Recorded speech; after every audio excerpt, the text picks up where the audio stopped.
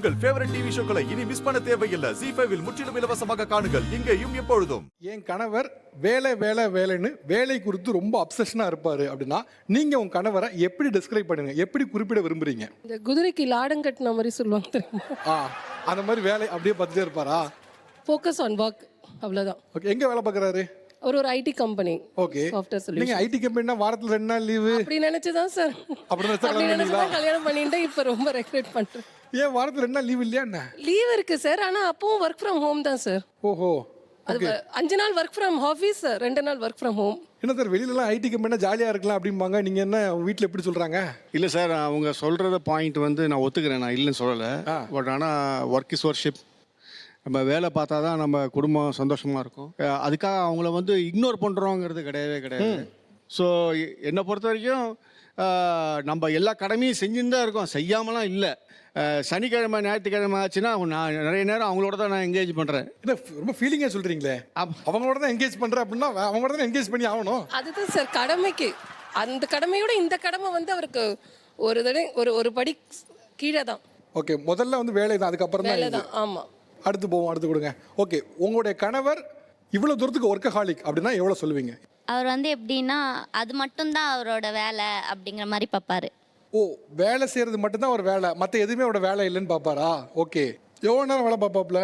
வேலை அர்ஜென்ட்டாக இருந்துச்சுன்னா காலையில் 6:30 5:30க்கே கிளம்பிடுவாரு. போயிட்டு நைட்டு 8 o'clock 9 o'clock ஆகும். எதை வீட்டில் அவர் கண்டுக்கலன்னு உங்களுக்கு தோணுது? அதாவது வேலை வேலைன்னு இருந்து இதை கண்டுக்கவே மாட்டுறாரு முக்கியமா அப்படின்னா எங்களை தான். உங்களை நான் பேசலான்னு போனாவே வந்து டென்ஷனாக இருக்குமா, என்கிட்ட எதுவுமே பேசாத, காலையில் பேசிக்கலாம் அப்படிம்பாரு. நான் ஏந்திரிக்கிறதுக்கு முன்னாடி ஏஞ்சி வேலைக்கு போயிடுவாரு. வீட்டில் நீங்கள் எதுவுமே உங்களோட பங்கு எதுவுமே இல்லை, ஏதோ வேலை பார்க்குறது மட்டும் தான் வேலை மாதிரி நினச்சிக்கிறீங்க அப்படிங்கிறப்பல? இல்லை, அப்படி இல்லைங்க சார். முதல்ல வேலை, அப்புறமேட்டு தான் வந்து ஒய்ஃபு. அந்த தத்துவமே தப்பாக இருக்குல்ல? வேலை செஞ்சாதான் சார் காசு. அப்போ கேட்கறதுக்கு வாங்கி தரணும்னா முதல்ல கையில் காசு இருக்கணும். சரி, பேசுனாங்கன்னா கொஞ்ச நேரம் பேசிக்கிட்டே இருப்பாங்க. பேசுனதே திருப்பி திருப்பி பேசுவாங்களா? அவங்க கிட்ட பேசுறத கூட அதை குறைச்சி நம்ம வேலை செஞ்சால் கூட ஒரு 4 காசு பார்த்துடலாம்.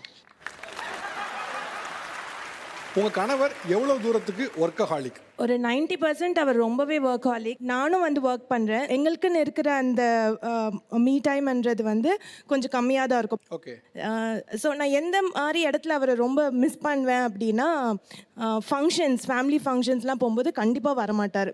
ஸோ நானே போகிற மாதிரி இருக்கும், நானும் குழந்தையும் போகிற மாதிரி இருக்கும், இல்லை பேரண்ட்ஸோட போகிற மாதிரி இருக்கும், இல்லை இன்லாஸோட போகிற மாதிரி அப்படி தான் இருக்குமே தவிர அந்த மாதிரி விஷயத்தில் நான் அவரை ரொம்பவே மிஸ் பண்ணுவேன். எங்கே ஒர்க் பண்ணுறாப்புல?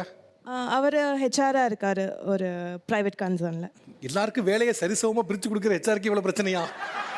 ஆக்சுவலாக ஹெச்ஆருக்கு தான் சார் நிறைய பிரச்சனைங்க, அது வெளியே சொல்ல மாட்டோம் நாங்கள். ஓகே, இப்போ ஆக்சுவலாக நீங்கள் ஒர்க் பண்ணுறீங்களா? எஸ், நானும் ஒர்க் பண்ணுறேன். நீங்கள் எங்கே ஒர்க் பண்ணுறீங்க? நானும் ஹெச்ஆராக இருக்கேன் ஒரு ப்ரைவேட் கன்சர்ன். 2 ஹெச்ஆராலேயே வீட்டு பிரச்சனை தீர்த்துக்க முடியலையா? நீங்கள் எப்படி சார் ஆஃபீஸுக்கு எல்லா பிரச்சனையும் தீர்த்து வைக்கிறீங்க? சார் இப்போ பார்த்தீங்கன்னா, இப்போ அவங்க சொன்னாங்க இல்லைங்களா, சில நேரத்தில் எல்லா நேரத்துலையுமே எல்லாரையுமே நம்ம கன்வின்ஸ் பண்ண முடியாது, சாட்டிஸ்ஃபை பண்ண முடியாது. அதுதான் பை நேச்சர். ரெண்டாவது வந்து நம்மளோட சிஸ்டமே பார்த்தீங்கன்னா ஒர்க்கிங் டேஸ் தான் ஜாஸ்தியாக இருக்குது. Family spending time 1 or 2 days in a week.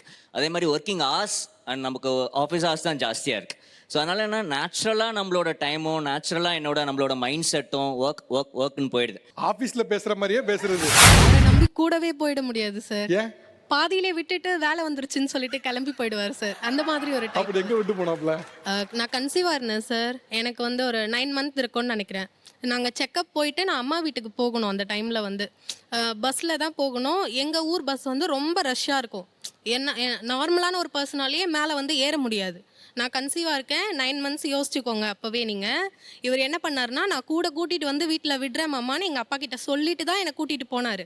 ஆனால் என்ன பண்ணாருன்னா, அங்கே போயிட்டு எனக்கு வேலை வந்துருச்சு, நீ பஸ்ஸில் ஏறி போயிடுமான்னு சொல்லிட்டு என்னை விட்டுட்டு அந்த பஸ் ஸ்டாப்பில் நான் தனியாக நிற்கிறேன். பார்க்குறவங்களுக்கே அது கொஞ்சம் ஒரு மாதிரி இருந்துச்சு. பட் ஆனால் இவர் விட்டுட்டு எனக்கு வேலை இருக்குன்னு சொல்லிட்டு கிளம்பி எங்கே போயிட்டு. வேலை பார்க்குறாப்ல? ப்ரைவேட் செக்டர் சார், டிசைன் இன்ஜினியராக இருக்கேன். ஆமாம், டிசைன் இன்ஜினியராக இருக்கேன். நரமாச கர்ப்பிணியை விட்டுட்டு விட்டுட்டு போயிட்டீங்களே? இல்லை, அவங்க அம்மா வரேன்னு சொன்னாங்க, சரி அதனால தான் விட்டுட்டு போனேன். வந்தாங்களாம்மா அம்மா? வரல சார், நான் தனியாக தான் போனேன். வீட்டுக்கு நான் தனியாக தான் போனேன். இத்தனைக்கும் ஈவினிங் 6 o'clock நான் போகும்போது. இல்லை, அவங்க வந்துடுன்னு சொன்னாங்க, அதனால தான் சரி நான் விட்டுட்டு வந்தேன். சரி, ஓகே, அவங்க அம்மா வர வரைக்கும் இருந்திருக்கலாம்ல? இல்லை சார், முக்கியமான ஒர்க்கு என்ன ஒர்க்கு? டிசைன் கம்ப்ளீட் பண்ணணும் சார். டிசைன் கம்ப்ளீட் பண்ணணும், அதுக்காக. ஓகே. ஏன்னா அது கிளைண்ட்டுக்கு சொல்லியிருக்கலாம் தானே இந்த மாதிரி ஒய்ஃப் ப்ரெக்னெண்டாக இருக்காங்க, நான் தான் கூட்டு போகணும், பஸ் போகிற ரஷ்ஷாக இருக்கும், அவங்க தனியாக ஏற முடியாது, நான் தான் இடம் பிடிச்சி கொடுக்கணும், கூட போகணும்னு சொல்லியிருக்கல, சொல்லலாம் தானே சார். அது கம்பெனியில் அது புரிஞ்சிக்க மாட்டேங்கிறாங்க சார். அப்போ நாங்கள் மட்டும் எப்படி சார் புரிஞ்சுக்கணும்னு எதிர்பார்க்குறாங்க? மற்றவங்கள சின்ன சின்ன விஷயங்கள் சொன்னாங்க, பட் நிறைமாத கர்ப்பிணி அவங்க இவ்வளோ பிரச்சனையை சொல்லும்போது என்னால் யோசிச்சே பார்க்க முடியல. ஒரு இடத்துல வெயிலில் ஒரு இடத்துல எப்படி நின்றுருக்க முடியும், எப்படி பஸ்ஸில் ஏறி இருக்க முடியும்னு. அது தவிர்த்துருந்தா இப்போ ஒன்றும் இல்லை, நான் சும்மா தெரிஞ்சுக்காக கேட்குறேன். இப்போ இந்த டிசைன் இன்ஜினியர் இருக்குங்கிறீங்க, இப்போ நீங்கள் வரலை அப்படின்னா அந்த டிசைன் இன்ஜினியர் வேறு யாராவது பண்ணியிருக்க முடியுமா முடியாதா? பண்ணலாம் சார். பண்ணியிருக்க முடியும் தானே. இப்போ நீங்கள் வர வரல, நீங்கள் உங்களுக்கு அடிபட்டுருச்சு, நீங்கள் ஆஸ்பத்திரி போயிட்டீங்க, இப்போ அந்த வேலை யாராவது வச்சு முடிப்பாங்களா முடிக்க மாட்டாங்களா? நீங்கள் வந்து முடிக்கிற வரைக்கும் வெயிட் பண்ணுவாங்களா? இல்லை சார், ஆள் இருக்காங்க. அவ்வளோதான், சிம்பிள். அப்போ நீங்கள் ஏதோ ஒரு காரணம் நினச்சிருந்தா சொல்லி போயிருக்கலாம் தானே. இப்படி யோசிச்சு பாருங்களேன், நீங்கள் வாழ்நாள் முழுக்க அந்த கம்பெனியில் வேலை பார்க்க போகிறது கிடையாது, ஏதோ குறிப்பிட்ட டென்யூர் தான் வேலை பார்க்க போகிறீங்க. ஆனால் வாழ்நாள் முழுக்க வாழ போகிறது உங்கள் மனைவி தான். ஒரு குறிப்பிட்ட காலத்துக்காக வேலை பார்க்கக்கூடிய கம்பெனிங்க உங்களை நம்பி வந்த வாழ்நாளை உங்க கூட கழிக்கிறன்னு வந்த மனைவி விட்டுட்டீங்க. நீங்கள் யோசிச்சு பாருங்கள். ஆக்சுவலாக என்னென்னா சில விஷயங்கள் வந்து டைம் பவுண்டு சார், அதை வந்து ஒன்றுமே செய்ய முடியாது. திருப்பி அந்த காலத்தை நீங்கள் வந்து எப்படி வந்தாலும் மீட்க முடியாது. அதில் ஒன்று தான் பிரசவம். அது என்ன ஆனாலும் சரி, அது அவங்க காலம் முழுக்க சொல்லிட்டே இருக்காங்கன்னு வருத்தம் ஆண்களுக்கு இருக்கலாம். ஆனால் அதை ஏன் காலம் முழுக்க சொல்கிறாங்க அப்படின்னா அவங்க பக்கம் நியாயம் இருக்குது. உங்களோட கணவர் எவ்வளோ தூரம் வேலைன்னு இருக்கக்கூடிய ஆள்? என்னோட கணவர் வந்து சின்சியர்ன்ற பேரில் ரொம்ப அட்வென்ச்சர்லாம் பண்ணுவார் சார். அட்வென்ச்சரா? ஆமாம் சார். மற்றவங்களாம் வந்து ஒர்க் இருக்குன்னு சொன்னால் சரி, அவங்க சொன்ன மாதிரி ஒர்க் ஃப்ரம் ஹோம்னா கதவு சாதிட்டு ஒர்க் பண்ணால் நம்ம நிம்மதியாக இருக்கலாம். ஆனால் இவர் என்ன பண்ணுவார்னா ஹாஸ்பிட்டலில் ஒர்க் பண்ணுறாரு, அவருக்கு ரொட்டேஷ்னல் ஷிஃப்ட் வரும். ஸோ ஒரு தடவை வந்து 2 years பேக் வந்து சைக்ளோன் வந்தது நம்ம இதில் 2023 ஐ திங்க். ஸோ அந்த சைக்ளோனில் வந்து நாங்கள் வந்து எம்எம்டிஐ ஏரியாவில் இருந்தோம். ஃபுல்லாக ஃப்ளட்டு. நான் ஃப்ளாட்ஸில் இருந்ததால கிரவுண்ட் ஃப்ளோர் ஃபுல்லாக பாதி வீடு அளவுக்கு தண்ணி வந்துருச்சு. எவ்வளோ கெஞ்சிரும், நைட் ஷிஃப்ட் போகாதீங்க ஹாஸ்பிட்டலில் சொல்லிவிடுங்க, நான் இன்றைக்கி வரமாட்டேன்னு சொல்லிட்டு. இவர் சொன்னால் கேட்கவே இல்லை, நான் கண்டிப்பாக போயே ஆகணும், என்னை விட தூரத்துலேருந்து வரவங்களாம் யாருமே எங்கள் லேபில் இல்லையா, நான் கண்டிப்பாக பண்ணியே ஆகணும் அப்படின்னு சொல்லிட்டு என்ன பண்ணார், அங்கே போட்டுக்கிற காஸ்டியூம்ஸ் எல்லாம் எடுத்து ஒரு பேக்கில் எடுத்து வச்சுட்டு மேலே தலைமாலை வச்சுட்டு, சரி ஓரளவுக்கு அவரால் மேனேஜ் பண்ணுற அளவுக்கு தண்ணி இருக்கும், போயிடுவார் அப்படின்னு தான் நினச்சி தான் விட்டோம். நாங்கள் மேலே போய் டெரஸ்லேருந்து எட்டி பார்க்குறோம், ஒரு ஷோல்டர் அளவுக்கு தண்ணி போகுது. இவர் பாகுபலி ரம்யா கிருஷ்ணன் மாதிரி போகிறாரு சார், கையை மேலே தூக்கிட்டு. என்னவா ஒர்க் பண்ணுறாப்புல? அங்கே வந்து லேப் டெக்னீஷியனாக இருக்காங்க சார். O okay. பட் ஆனால் ஒரு ஹெல்த் கேர் இண்டஸ்ட்ரியில் வேறு வழி இல்லைம்மா, அந்த மாதிரி வேலை பார்த்தா தானே ஒரு 4 உயிரை காப்பாற்ற சார். அதுக்கு நம்ம உயிரை பணைய வச்சு ஒரே இருட்டாக இருக்குது சார், அதில் என்ன தண்ணியில் என்ன இருக்கும்னு சொல்ல முடியாது சார். அங்கேருந்து நடந்து போகிறாரு சார் அவ்வளோ தூரம். ஒரு மனைவியாக உங்கள் பாயிண்ட் ஆஃப் வியூலேருந்து பார்க்கும்போது நீங்கள் நினைக்க சரிதான். ஆனால் நீங்கள் இந்த ஹெல்த் கேரில் இருக்கவங்க, போலீஸாக இருக்கவங்க, மிலிட்டரியாக இருக்கவங்க வந்து ஒரு பொது ஊழியராக தான் நீங்கள் பார்க்க முடியுமே தவிர நீங்கள் வந்து தனிப்பட்ட ஒரு குடும்பத்துக்குள்ளே அவங்கள சுருக்க முடியாது. ஏன்னா மற்றவங்களாம் வந்து வேறு, அவங்களாம் ஒரு பப்ளிக் டொமைனுக்குள்ளே வர ஆள் கிடையாது, அவங்களும் ப்ரைவேட் கன்சர்னில் வேலை பார்க்குற ஆள். ஆனால் அவர் வந்து ஒரு பப்ளிக் டொமைனில் வேலை பார்க்குற ஒரு ஆளுங்கப்போ ஒரு குடும்பத்துக்குள்ளே நம்ம சுருக்க முடியாது. இன்ஃபேக்ட் அவரை வந்து பாராட்டணும். அவர் இல்லைன்னா அன்னைக்கு அந்த இடத்துல எவ்வளோ பேர் வந்து பாதிக்கப்படுவாங்க, எவ்வளோ பேருக்கு டக்குனு சிகிச்சை கிடைக்காம ப்ராப்ளம் இருக்கும், அதை அவர் தீர்த்து வச்சிருக்காரு.